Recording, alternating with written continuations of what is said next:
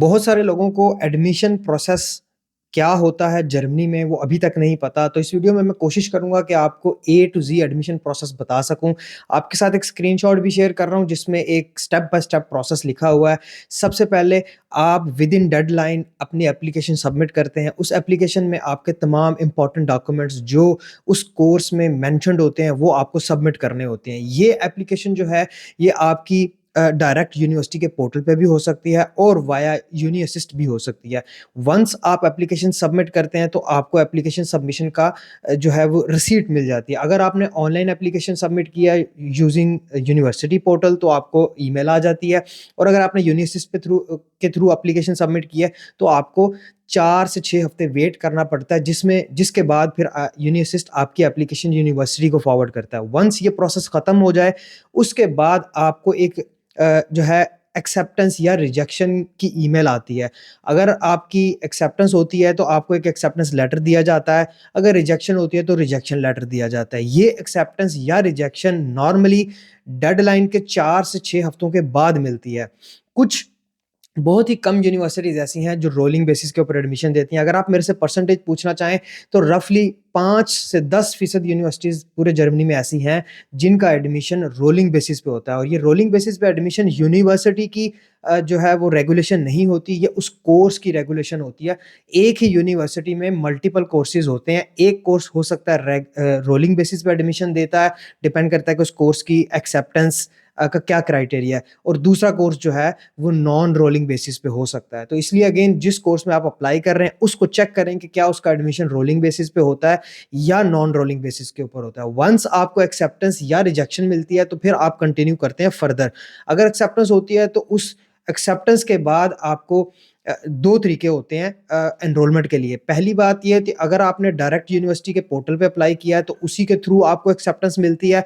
अगर आपने यूनिअसिस्ट के थ्रू अप्लाई किया था और आपको एक्सेप्टेंस लेटर मिली है तो फिर उसी एक्सेप्टेंस लेटर के ऊपर लिखा होता है कि आपको पहले यूनिवर्सिटी के पोर्टल पे जाना है और फिर एनरोलमेंट के लिए अप्लाई करना है। वहाँ पर अकाउंट बनाना पड़ता है। तो अगेन दोनों प्रोसेसेस जो हैं वो तकरीबन सेम है। एक में आपका ऑलरेडी अकाउंट बना होता है यूनिवर्सिटी के पोर्टल पे, दूसरे में आप यूनिवर्सिटी के पोर्टल पे अकाउंट बनाते हैं, वो एडमिशन लेटर सबमिट करते हैं, आपकी दोबारा से एक्सेप्टेंस होती है सिस्टम के अंदर, और फिर आप एनरोलमेंट के लिए अप्लाई कर सकते हैं। वंस आपने एनरोलमेंट के लिए अप्लाई करना है उस वक़्त आपको आपकी फाइनल ट्रांसक्रिप्ट चाहिए होगी।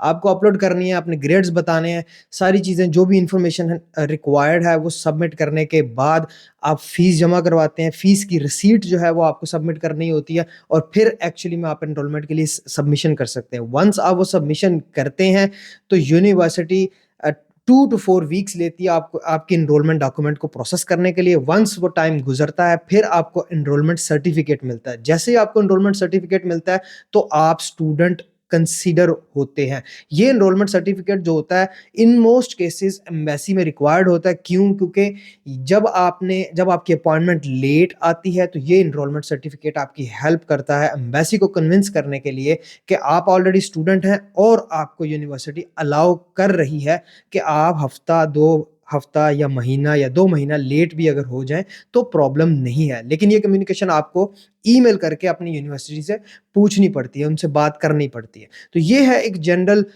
एडमिशन का प्रोसेस जर्मनी के लिए, कि स्टार्ट से लेकर एडमिशन से लेकर आपकी एनरोलमेंट तक का जो प्रोसेस है वो तकरीबन 4 से 5 महीने ले जाता है। तो आई होप के ये स्क्रीनशॉट दोबारा से शेयर कर रहा हूँ, इसको एक दफ़ा रीड कर लें, चेक कर लें। ये एडमिशन का प्रोसेस है, और जो लोग जल्दी में हैं, जिन्होंने कहीं जाके आग बुझानी है, वो जर्मनी का प्रोसेस ना करें, क्योंकि जर्मनी का जो एडमिशन प्रोसेस है वो जनरली मोस्ट लाइकली 4 से 5 महीने लेता है। तो आई होप कि नाउ इट्स क्लियर। मेरे साथ जुड़े रहें, फॉलो करना ना भूलें। इस वीडियो को उन दोस्तों के साथ ज़रूर शेयर करें जो ऑलरेडी इस प्रोसेस में हैं, ताकि उनकी हेल्प हो सके। मिलते हैं इंशाल्लाह अगली वीडियो में। अल्लाह हाफ़िज़।